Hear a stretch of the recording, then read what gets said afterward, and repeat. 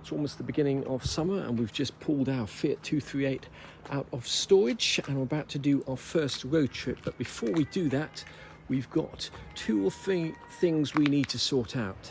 The first thing we've got to sort out is an issue with the battery, whereby when the vehicle is parked up for a long time, which many classic vehicles are for the winter, you come to start the vehicle and even though you may have charged the battery to full, you start the vehicle a few times and the battery seems to die. Now on the Fiat 238, the battery is in the back of the vehicle under this wooden bench here. So we're going to test that battery to start off with and replace it if need be.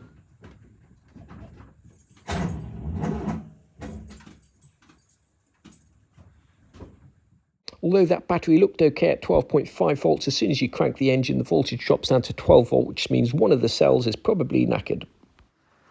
We fitted the new battery, and what I'm going to do now is just try turning the engine over and see what happens to that voltage this time.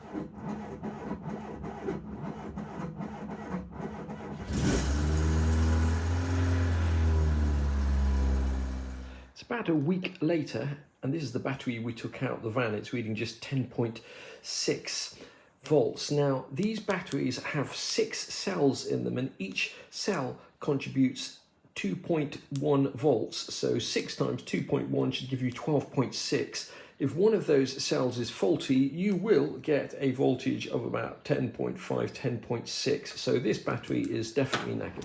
Next issue we've got to sort out is an oil pressure light which is flickering on and off, and on this vehicle the oil pressure light is a red light. I think it's this one here, and when you're driving along the motorway it tends to flicker on and off and glow dimly in the background, and that can be several things. It could either be a faulty oil pressure switch, which is I think the problem that we have with this van, or it can be that you've generally got a problem with the oil pressure not being high enough and that oil pressure light is coming on to warn you of that, or it can be something as simple as you're running too thin an oil for the vehicle, and what happens is as the engine heats up, the oil gets thinner and there's not enough pressure to keep that light from coming on. Now on the Fiat 238, the oil pressure switch is relatively easy to access. It is this switch here, just held in with, I think it's a 22mm spanner. The other thing we're going to do is change the oil and also the oil filter while we're here. The way these single pole oil pressure switches work is that the oil is forced up that hole there, and above a certain pressure it pushes a spring to ensure that this is not connected to the body of the vehicle via this thread here. So when we put a voltmeter across here set to resistance, that should beep and that should change, but it's not, which tells me that this switch is faulty. If we compare that to this Delphi switch here, you can see there's continuity across the thread and that terminal, which is what you'd expect. On the Delphi website, it says that this oil pressure switch here is rated to 5 bar, which I simply don't believe. The oil pressure switch in a Fiat 238 van should have a rating of about 0.35 bar. So I'm going to test this switch to see if Delphi Technologies have actually got the wrong information on their website, because that part number there does cross-reference with the Fiat 238 for this being the correct switch. Now the way I'm going to do this is just to screw this into a piece of clear rubber hose. You could use a piece of hose pipe or anything that's tight fitting here. The other end of this hose here is connected to this 2-litre Coke bottle here, and in the lid we've got a standard car tyre valve, and on the bottom of it we've got another standard car tyre valve, and that's connected to this DeWalt air compressor here, and we're going to dial this up to 0.5 bar and pressurise this Coke bottle here to 5 bar, and then we're going to hold a voltmeter across these terminals and see what happens as that pressure drops. I suspect that we'll see a beeping at about 0.3 bar on this oil pressure switch.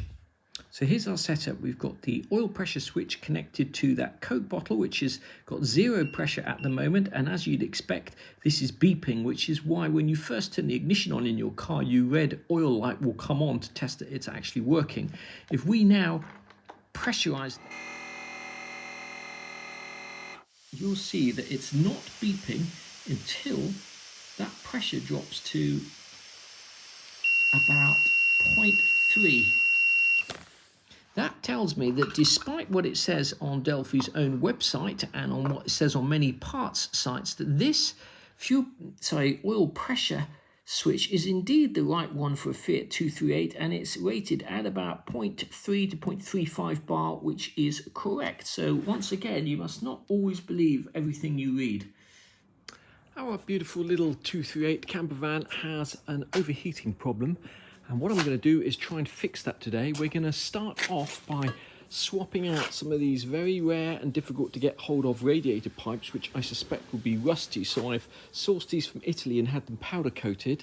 The trouble with having rusty pipes in there is that rust will transfer to the coolant and eventually start rusting out the system. Swap out all the hose clamps with stainless steel hose clamps. Once again, the hose clamps that are on there have probably been on there for the last 40-50 years. Finally, we're going to get the engine to temperature and run the whole system with evaporust, and that should help us remove some of the more stubborn rust in the system. There could be many reasons why your vehicle's overheating. You could have a faulty water pump.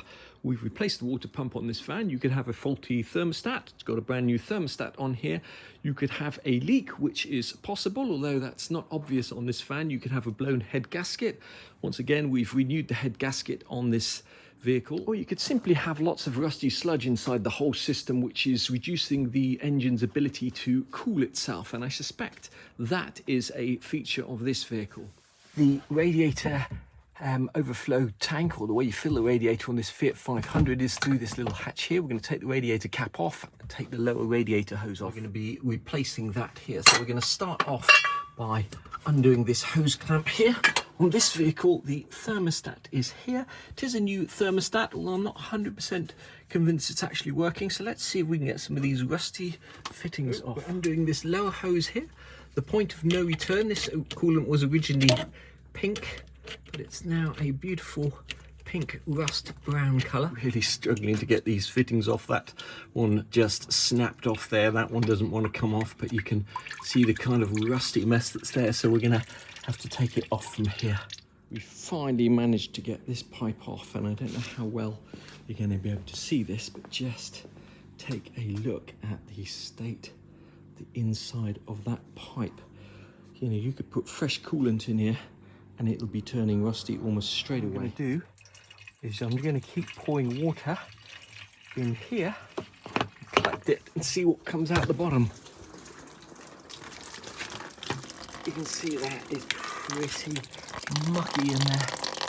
Next up, we're going to try and remove this pipe and this section of pipe.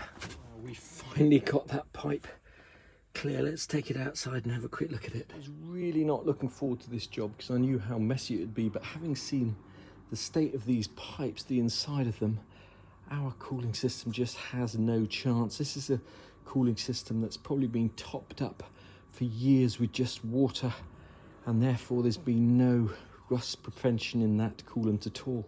We got that pipe in without too many bruised knuckles, and that is looking a million times better already. So we filled the car with just water, drove it up the motorway for a junction and back again, and this is what just the water looks like.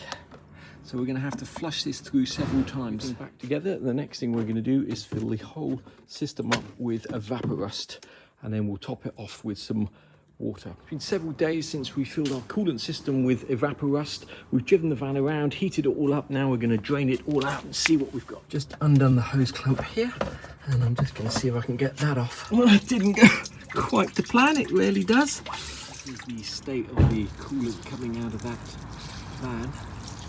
You can see it's rusty. The last issue I need to sort out with this vehicle is a problem whereby when the van is hot, i.e. you're driving on the motorway, you tend to get coolant overflowing through this overflow pipe here.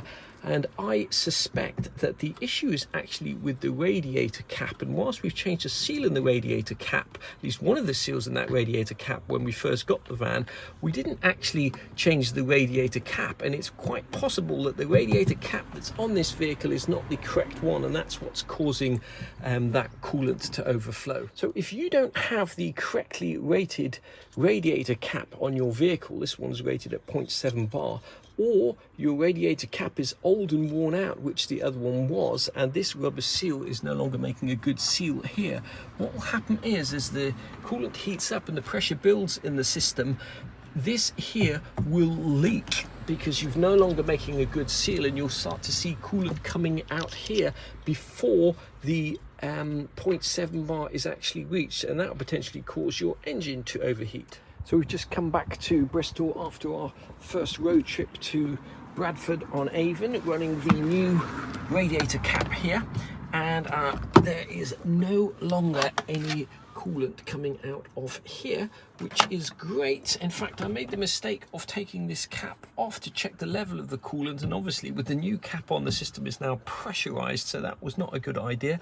But I'm happy to say a new radiator cap from Recambio sorted that issue. I'm going to finish this video here. We'll put this little van back in storage until the festival season starts. We've got a few little rust issues here to sort out, and I suspect that the reason for these little bubbles of rust on this van is that when they vinyl wrapped it and cut the vinyl, they actually cut into the paintwork.